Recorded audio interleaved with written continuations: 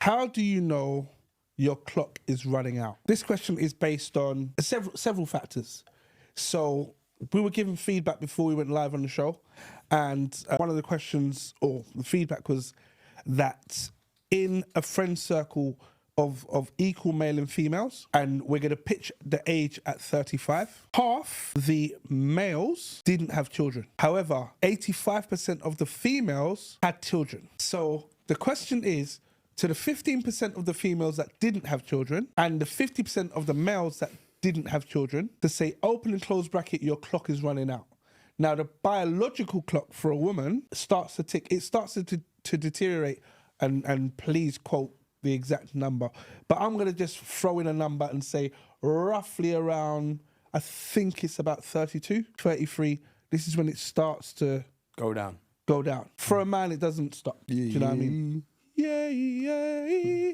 However, how you look changes. Yep. So having burgers and chips all through your 20s, I can still fit into my size 30-inch trousers or 32-inch waist trousers.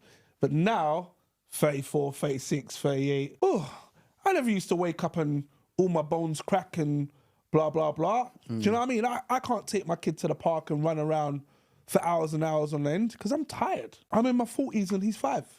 Come on, Daddy, let's go. Do you know what I mean? I just can't do it. So psychologically, there's that clock that's running out as well to turn around and say, well, 1 second. Yeah, I get what you're saying. Do you get what I mean? I don't want to be doing all of that.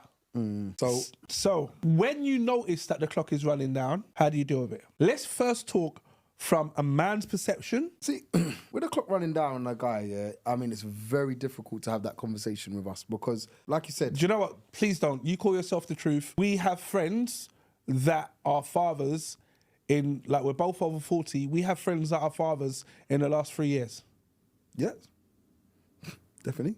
So with that in mind, we know the pressures they were on. And they were probably... So let's not say wait. Let's not say that these things don't exist. No, but when you're saying the pressures that they were on, were they pressures that their peers were putting more on them, or were they pressures that they put on themselves? Because do you know what? When I first had my child, right, one of the pressures that I put on myself... How old were you? I was 30 when I had my first. And when I first had my child, the reason why I started to put pressure on myself at that age is because everybody around me had kids. Yeah.